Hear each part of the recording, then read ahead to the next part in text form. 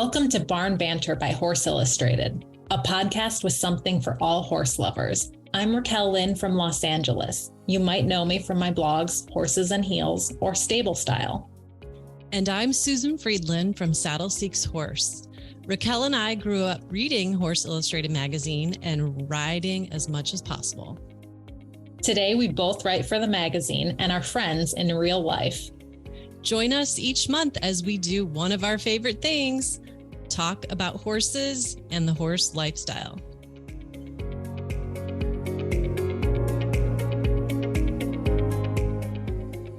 Today, we spotlight one of Horse Illustrated's frequent contributors, Hope Ellis Ashburn, and go behind the scenes with her ag-centric life.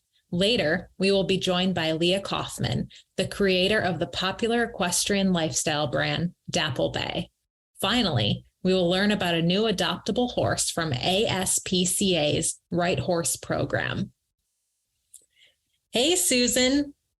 Hi, Raquel. Good to see you. And I do see you, even though our listeners, we're recording this on Zoom, so it's fun. We get to girl audio. Talk, yeah, absolutely. Well, how is Night doing? Night is wonderful with a side of ulcers. This horse, I love him. I've had him almost 8 years, and he is a golden retriever of an off-track thoroughbred. And he is, so his one vice is that he cribs. And I have one of those hay nets that has like the metal frame and you flop it down to put the hay in. And so a new behavior that's emerged the last couple of weeks is he cribs on that metal bar that's like attached to the wall.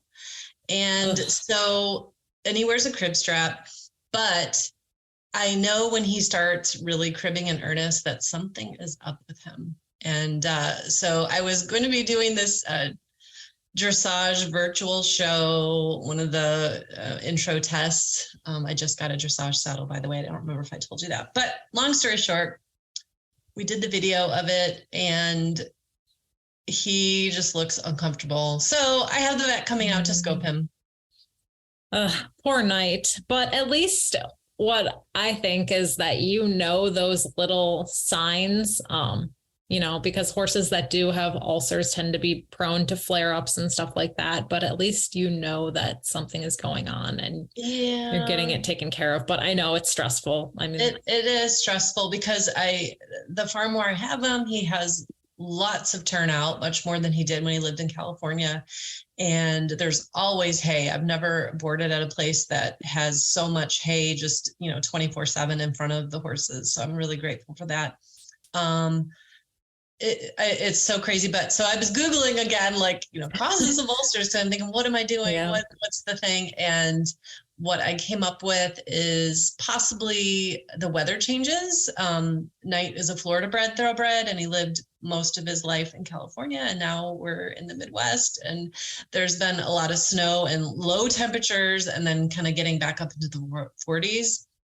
The other thing I landed on is he is in a field with about 3 or 4 other geldings, and I don't know what the herd dynamics are. I know he's not the top dog, so to speak, but he's not really bullied. It's like a nice mellow group, but still, I have problems with my friends that I'm very close to sometimes. And, basically, Raquel, it is, I think I'm a sensitive person and I have a sensitive horse. I think maybe we are one and the same. I understand. Yeah. You kind of take after one another, right? Yes.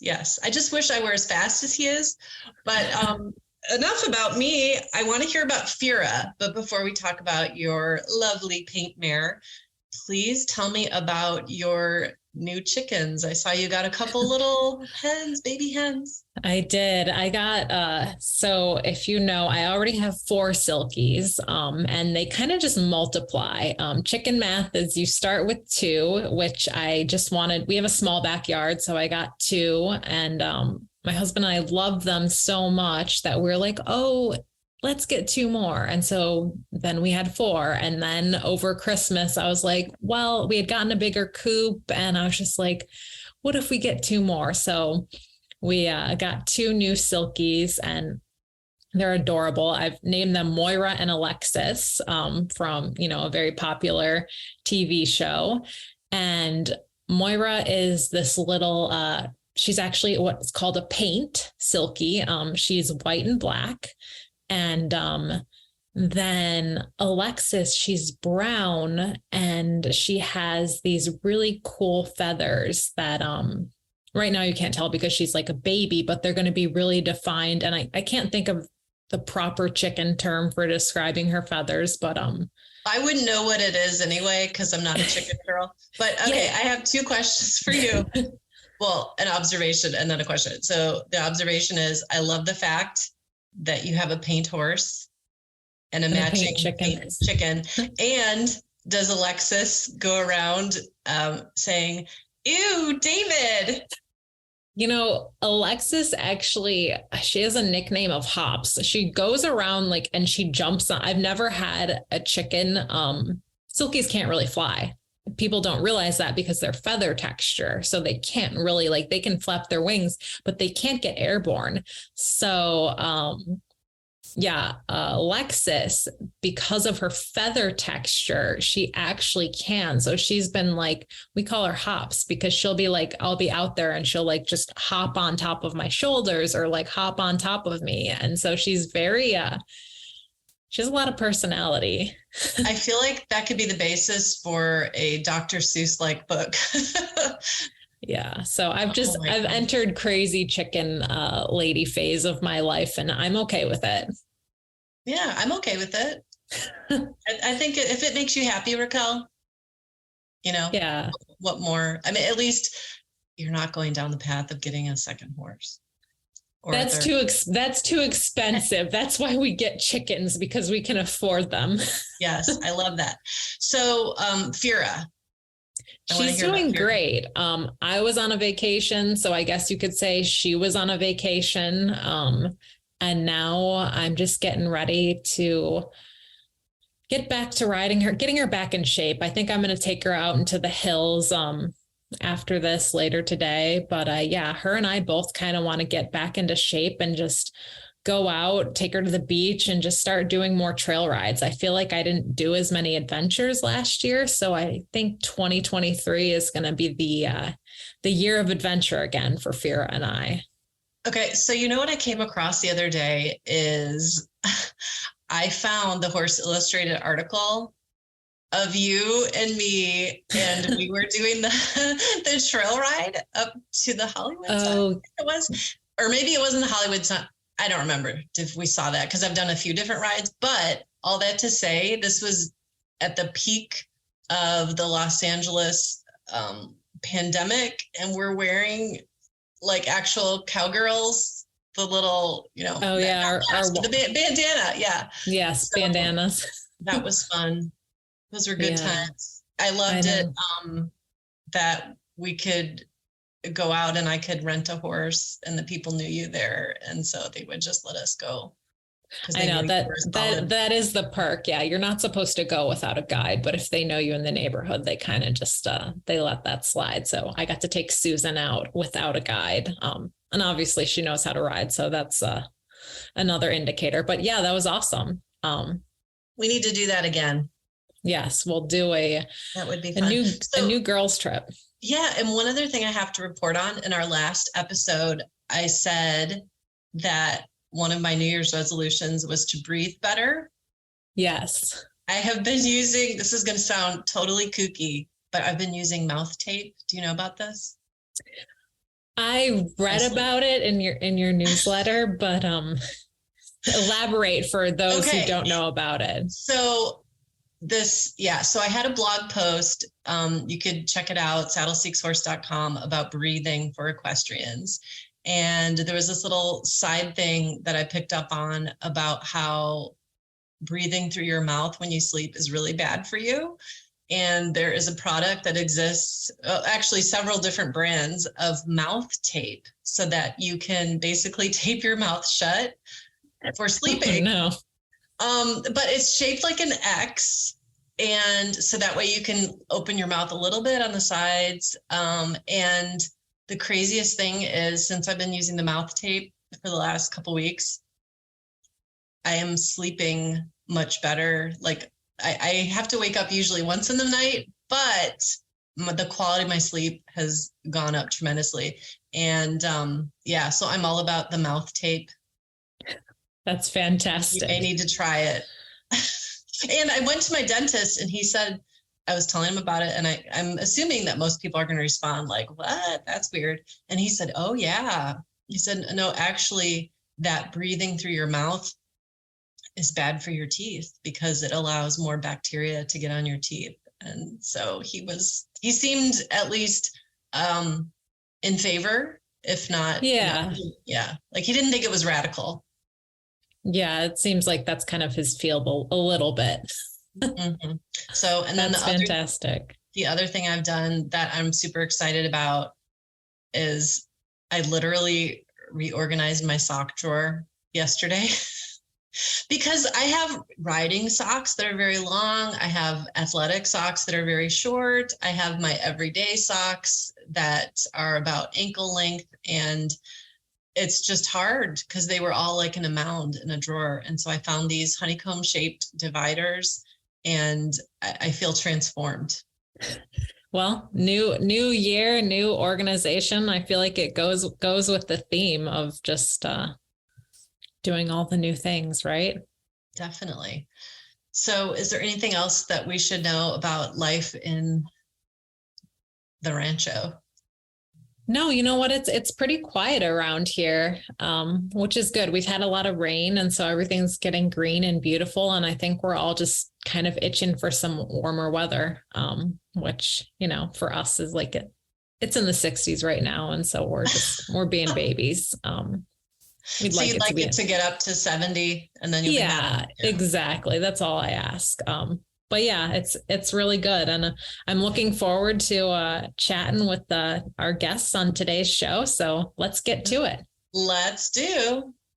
Hope Ellis Ashburn of Red Horse on a Red Hill Communications is an award-winning author, educator, equestrian, and farmer whose writing has appeared in over a dozen publications, including Hobby Farms, Horse Illustrated, and Young Rider. Hope and her family live in a 1927 farmhouse on their Tennessee Century Farm in the Sequatchie Valley, where they raise hay and Black Angus cattle. Farm residents include a half Arabian mare, Sally, an American warmblood gelding, Bucky, 2 donkeys, Harmony and Gooby, border collie dogs, Gus and Daisy, and a house cat named Rose.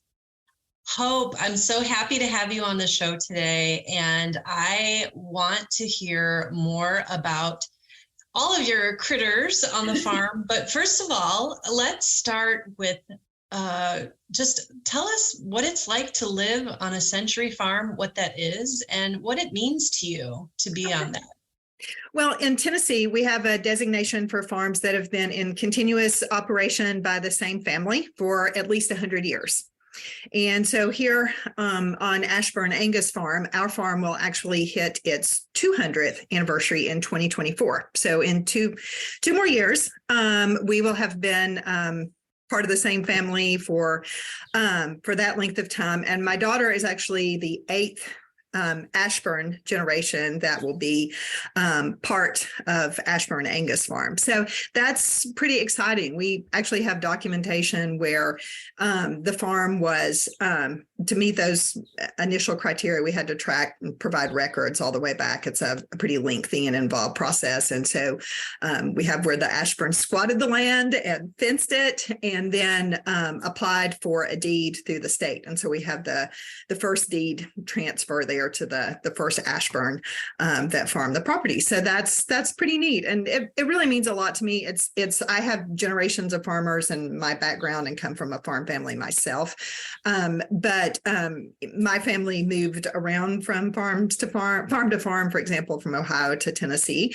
But my husband's family has been farming here for that many generations. And it's just a wonderful thing to be a part of that history. I have two follow-up questions. And the first is, are you going to have a big party maybe in your barn when you hit the 200th anniversary? So, yes, since my daughter is going to be graduating from college, and you've met Maddie, and so she graduates from college in 2024, and the farm hits the 200th anniversary then. So we are going to have a graduation / 200th birthday celebration here. That is really cool. And then my other question is, have you ever found anything, artifacts or anything, that you think are from maybe the earliest Ashburns that were living on the farm? Well, one of our plans, and this is in the future, because as you know, if you have a farm, you always have future plans, but the farm actually started, had a dairy very early on. And so we have the dairy barn is still here, the concrete building, and we would like to make it into a farm museum at some point, just for the things that we found here. And we have my husband's dad had multiple sisters who have given us things to include there. We have equipment that we found, all those things that we plan to put into the museum. It'll be a personal museum, but into the museum just for future, generations at some point to take care of everything. So that's pretty neat. And then we also have our farmhouse was built in 1927 by my husband's grandparents. And so we do have a couple of furniture pieces from the original house, which is pretty exciting too. I love that. All right. And now let's go beyond your farmhouse and tell us a little bit, if you could paint a picture for listeners of what your corner of Tennessee is like. Maybe the geography, the colors, what the people are like, horse things. We want to hear all about it. Sure. So you were asking me about the Sequatchie Valley pronunciation. So Sequatchie is actually an Indian name, and it means trough. And so aerial views, you can actually see the Sequatchie Valley, its shape in between the mountains. So it's a beautiful, beautiful valley. Right now we have multiple, it's supposed to be winter. We have had all different kinds of seasons this week already, from summer to winter to spring. It almost seems like fall weather sometimes. You can get everything in a week, but it's really beautiful. And nothing is ever too extreme. Horse-wise here, I'm kind of different in that I ride English primarily. Most of our people, my neighbors and so on, have gaited horses or quarter horses. And so Western is very traditional, even riding Western on gaited horses, and to some extent saddle seat, of course, on gaited horses is what you will see. And so I have my half Arabian mare, and I have my draft cross warm blood gelding, Bucky. And so those are, and I have 2 donkeys. And so those we have here on the farm where we live, it's 40 acres. It's the smaller of the 2 farms. And the other farm is about 70 acres. We have actually 2 properties. And anyway, we keep cattle there. We have 50 Black Angus mama cows, and we have a cow-calf operation. And so after we wean the calves, we raise them up to about 750 pounds, and then they go to market at that point. So every day is something exciting, something new. I start my day at 5, and in the morning before school, getting up and doing chores, and then go to school and come home and do chores, and then try to get some horseback riding in and some riding as well. And you were mentioning your donkey, and one of the things that I was excited to talk to you about is because you do write for Horse Illustrated so much, and I've noticed sort of a theme in that you like to feature adoption stories, or maybe local riding facilities that really connect with people in the area, whether it's therapeutic riding or special needs. And so I know that you have an adoption story of your own with one of your donkeys, and maybe both of your donkeys, but if you could tell us a little bit about how Harmony came into your life. Well, Harmony was my first, and she didn't truly come from a rescue. She just came from sort of a tough situation. And so when I found her, I found her on a local sales network ad, which was pretty interesting. And when I found her, she was in a mud lot with this halter on that didn't fit, and she not much for shelter, and just a little bit of hay out there. And I was like, I went shopping, and then everything went out the window, and I just ended up none of the checklists mattered. She's coming home. And so, and it was kind of funny because the owner told me that she was not halter broken, but she seemed to know that she was leaving. And I put the lead rope, we got her caught and got the lead rope on, and of course got the butt rope and prepared for a little tussle getting on the trailer, but she jumped right on, like she knew exactly where she was going. And she has been at home here ever since. And she's such a great little companion for my half Arabian mare. And for whatever reason, there's several reasons, my two horses cannot be pastured together. That doesn't end well. And so they each have their own emotional support donkey. That's hilarious. Yes. And then now I have Gooby, which is comes from a true rescue situation. Well, I want to hear that. I somehow missed that story. Yes. So Gooby's owner was an elderly gentleman who passed away in Middle Tennessee, and the gentleman had a horse and a donkey. And when he died, there was no family, they were just standing abandoned with no one to take care of them. And law enforcement picked them up and took them to a rescue. And the horse, they were able to find a home for pretty quickly, but the donkey took a bit longer.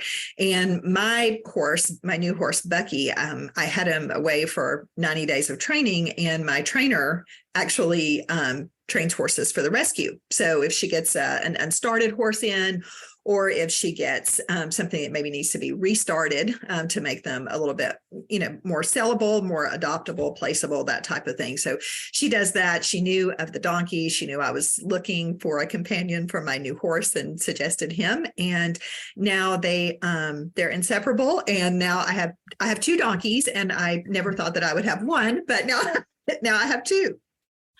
That I saw on, I think it was Instagram the other day, some yes.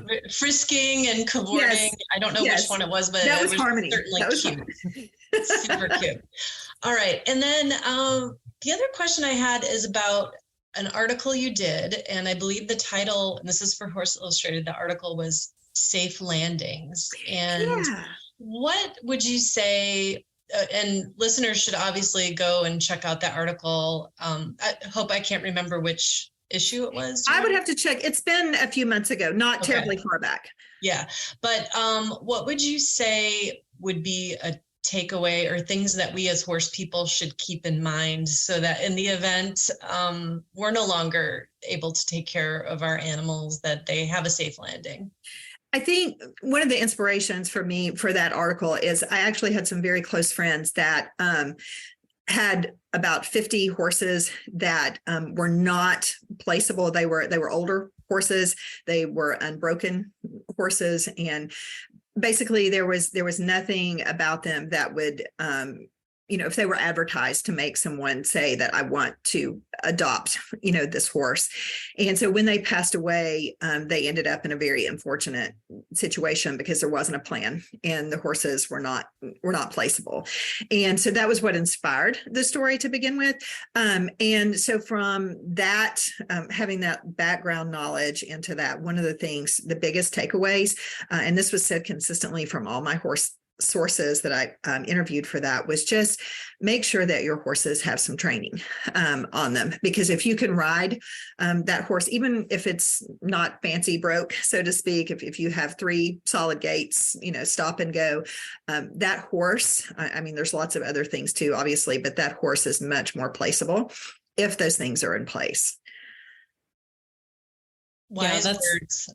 No, I was going to say that's fantastic, because I can think of another situation that I've learned about. And, they say the best thing you can do for your horse is teach them manners and just that anyone can handle them. Because if that does ever happen, or, even when you go out of town, which is something that Susan knows I deal with it in my neighborhood, anyone can handle my horse if I have to pop out of town and lead her and stuff like that. And I know some people who you can't handle their horses when they go out of town, and they're in a stressful situation. So And Yeah. it's huge. It's huge. Just manners and, be people, and you have to keep them going. I mean, that's another aspect of that, because you do see a lot of ads for people looking to place horses. They're trying to be proactive, but the horse has not been ridden in 6 months to a year to more. And you don't know, are those skills still in place? Because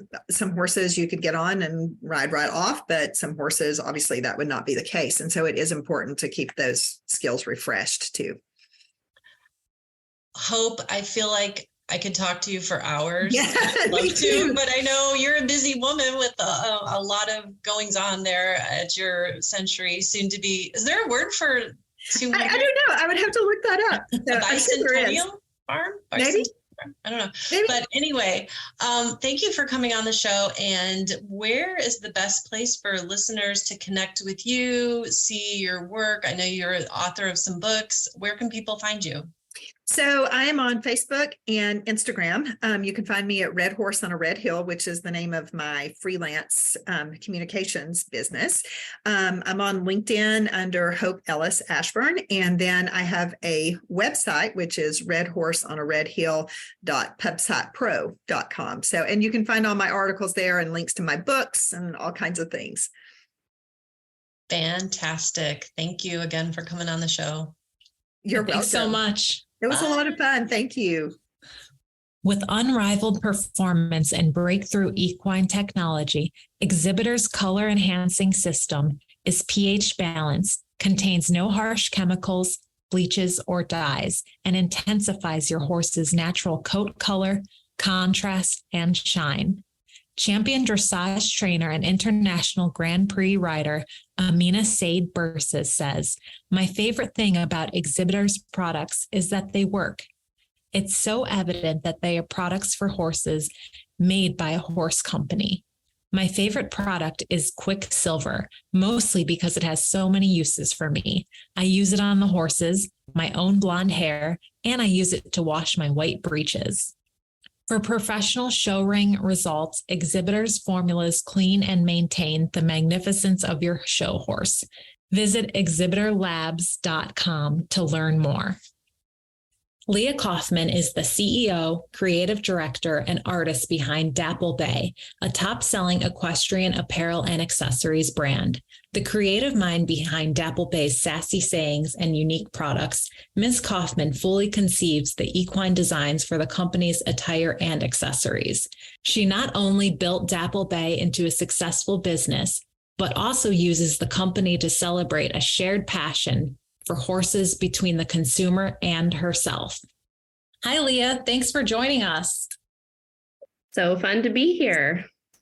Leah, I've followed you for a long time, but recently I got to interview you and feature you in the January-February issue of Horse Illustrated, which was really fun. So if you don't know Leah, I encourage you to pick up that copy of Horse Illustrated. But in the spirit of 2023 and it being February, I think you're such a great inspiration because a lot of people might be at a turning point where they're thinking about either taking a hobby into something full-time or, maybe ditching their day job. And that's something that we're going to talk about today with you.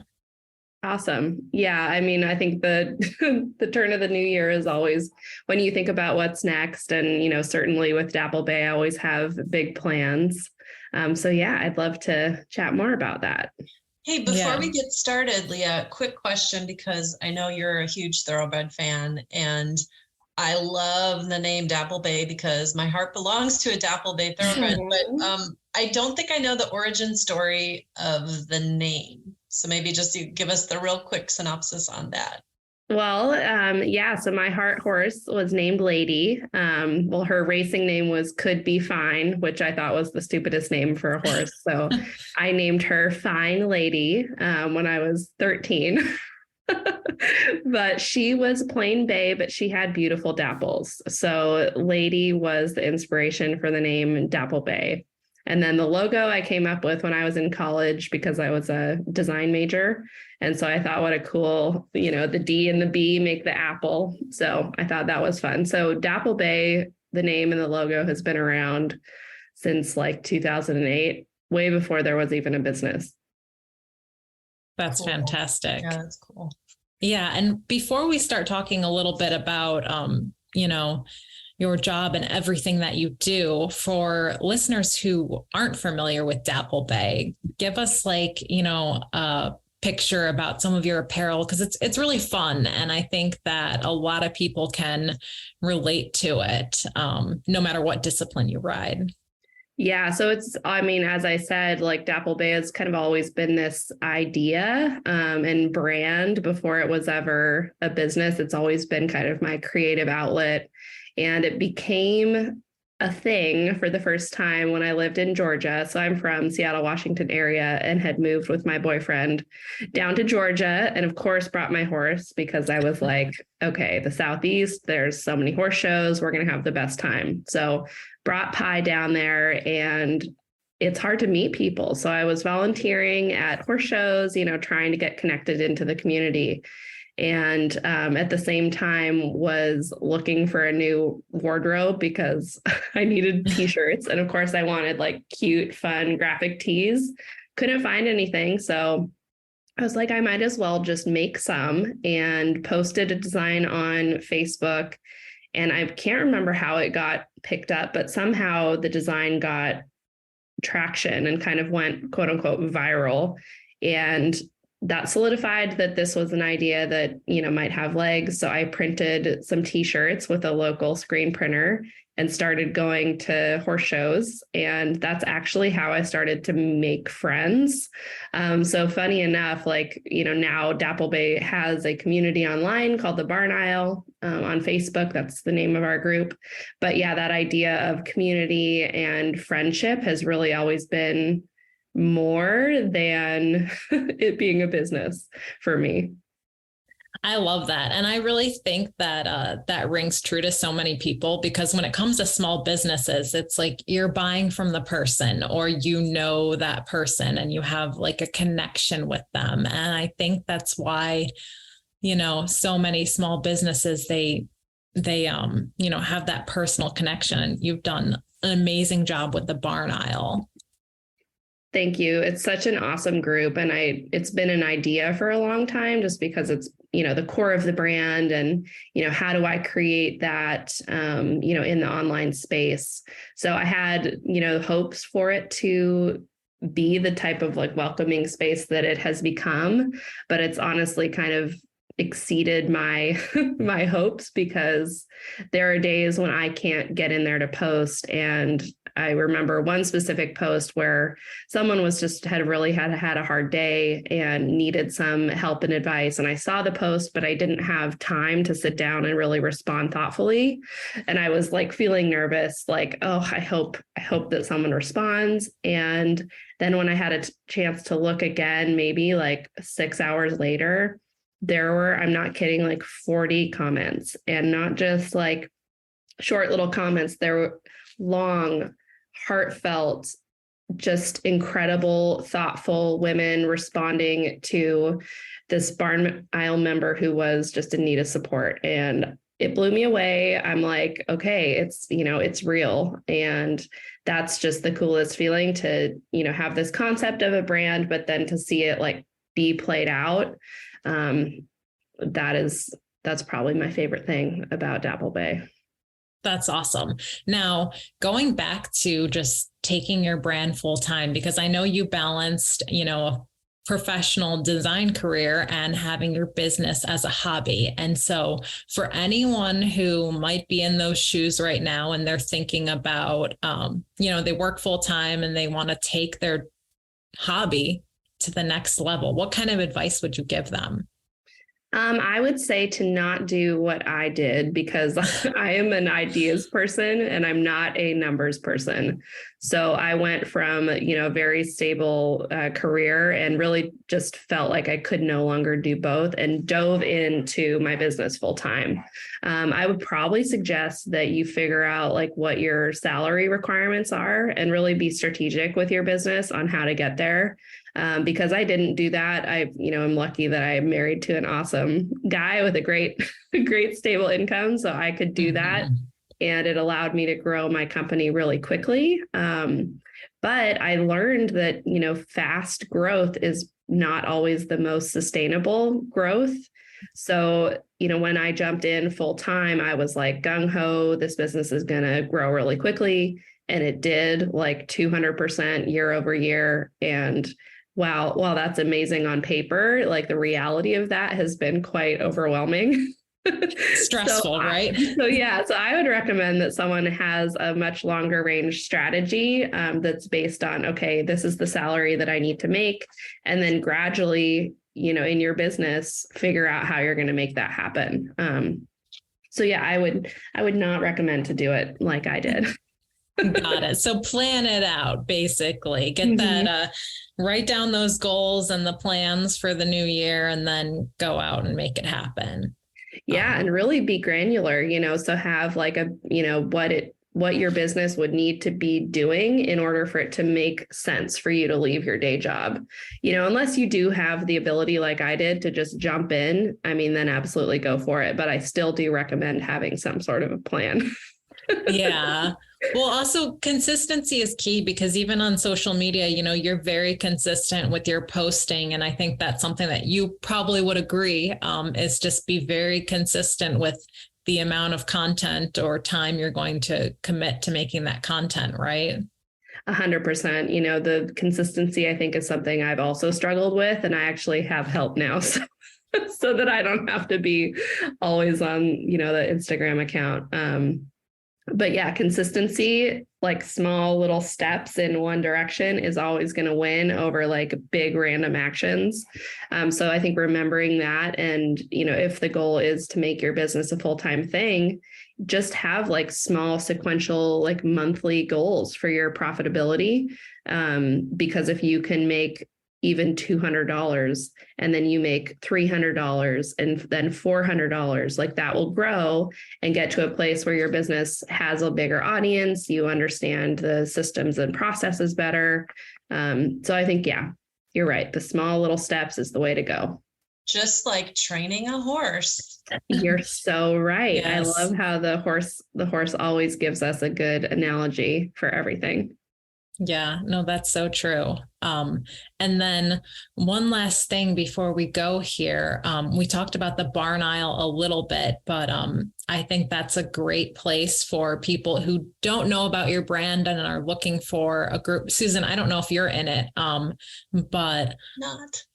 okay, well, you need to join.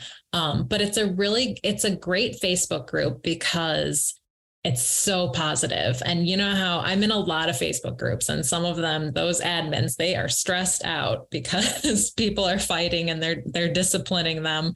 But Leah's group, everyone is just so nice and so kind. And I feel like you've done just a great job of making it a safe space for equestrians to ask for advice and not feel like they're going to get attacked, or, everything really does come from a place of wanting to help. So, that's a fantastic place for them to visit.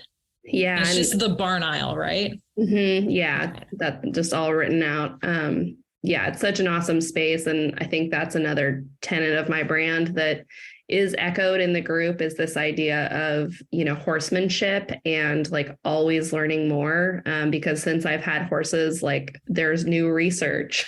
Like veterinary practice has, farrier care everything has improved. And I've had horses, most of my life, nutrition, but like my knowledge and beliefs have changed like through the knowledge. So I think having that position is what makes it such a safe space, right? Is like everyone in that group embraces the knowledge, and you don't have, I think the problem that causes the arguing is people who think that their way is the best way. Right. there's really an environment of wanting to learn, wanting to grow as horsewomen. So that really is the temperature of the group and everyone in it. So yeah, it's awesome. That's fantastic. And where else can everyone find you online? What are your links? dapplebay.com, that's the website. And we have the Instagram, that's at dapplebayec. And we're on TikTok, unfortunately. Okay. Just at Dapplebay. TikTok is not my thing, but we are there. Perfect. Well, we will leave those links in the show notes for everyone to find them and go follow Dapple Bay. Leah, thank you so much for chatting with us today. We really appreciated you. Yeah, thanks so much for having me on. Bath time is never complete without Mane & Tail's Ultimate Gloss Shampoo and Conditioner. This revolutionary formula is designed to get even the teeniest particles of dirt and dander out of the skin and hair, keeping it clean longer without stripping the coat of its natural oils. With its pH balanced formula and natural ingredients, this must-have shampoo and conditioner works like a dream to deep clean and remove dirt, dried sweat, and salty layers while moisturizing the coat, mane, and tail to prevent breakage. Ultimate Gloss also contains protein and natural oils like coconut and avocado oil that help strengthen, volumize, and moisturize, providing a high shine, show-ready finish. Ultimate Gloss is saddle safe, so if you bathe your horse before you ride, your saddle will not slip. Unlock new levels of high shine and gloss and discover the secret by visiting ultimategloss.com or visit a tax store near you. The ASPCA's Right Horse program brings us this month's adoptable horse, Miss Jane, lovingly known as Jane. Today we are chatting with Nancy Turner, the president of This Old Horse. Hi, Nancy. Hi, thanks for having us. Thanks so much for being here. So tell us a little bit. I'm actually looking at her on the screen right now, and we're going to link her in the show notes. But tell us about Jane. Well, first of all, I think she's absolutely beautiful. I am a off-track thoroughbred owner myself, and I have big crushes on big thoroughbred mares. So let's start with my own personal crush, which is why we wanted to highlight her today.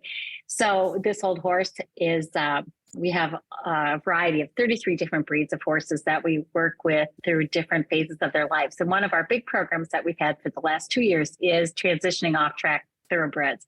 We have a thoroughbred racetrack here, Canterbury Park, and we have been really successful with the racing industry, showing their commitment to transition for racehorses. So Miss Jane came to us from one of the very successful owners and breeders at Canterbury Park.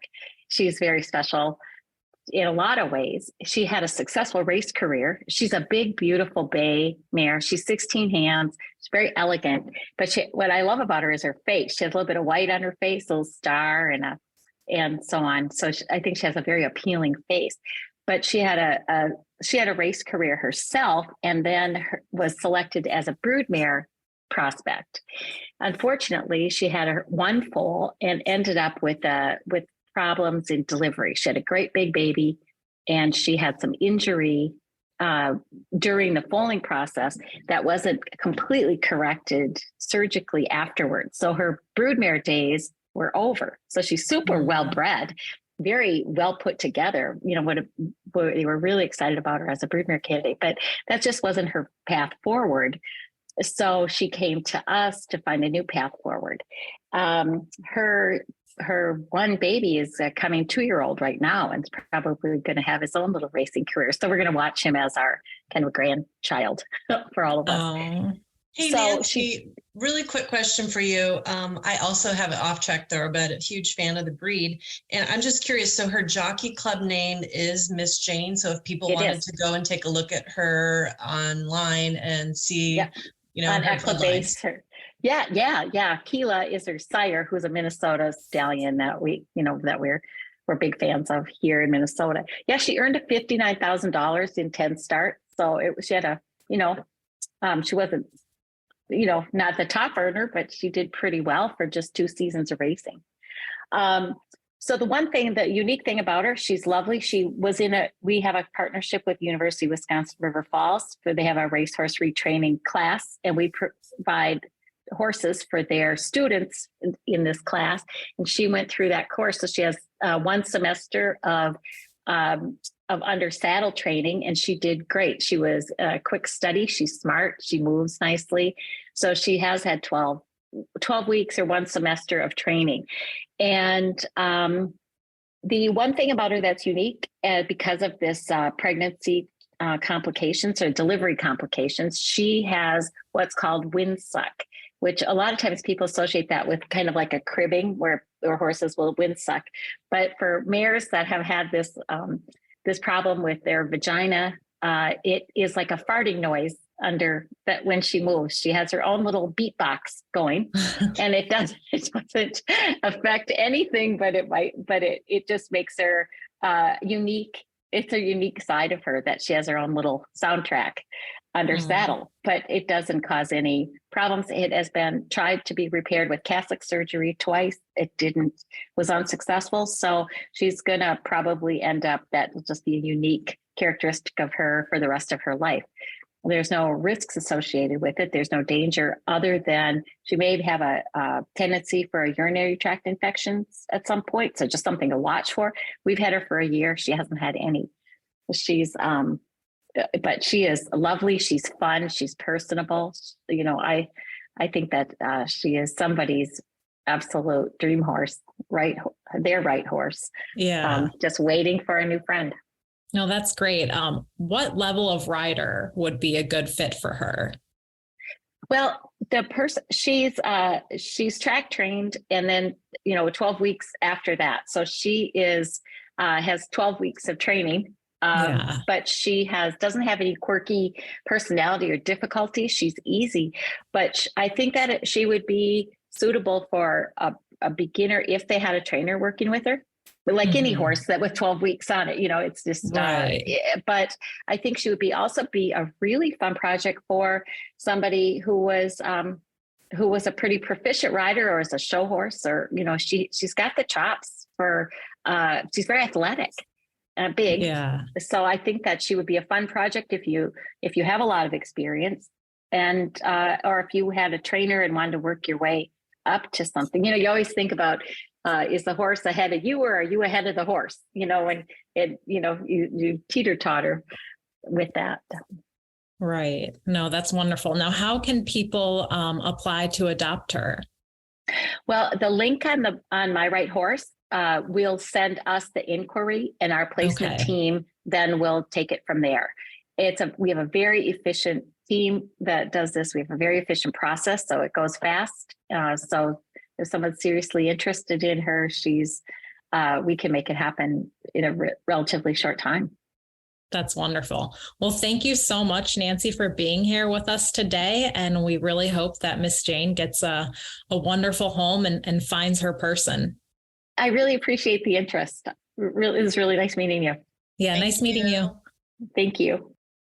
Thanks for listening to our show. We want to hear from you. What topics are you interested in? You can find me on Facebook or Instagram at Saddle Seeks Horse. And Raquel is on both Facebook and Instagram too at Horses and Heels with a little underscore at the end. Don't be shy. We'd love to hear from you. Also, if you enjoy Barn Banter, please subscribe, leave us a review, and tell your friends so more horse lovers can find us. See you next month.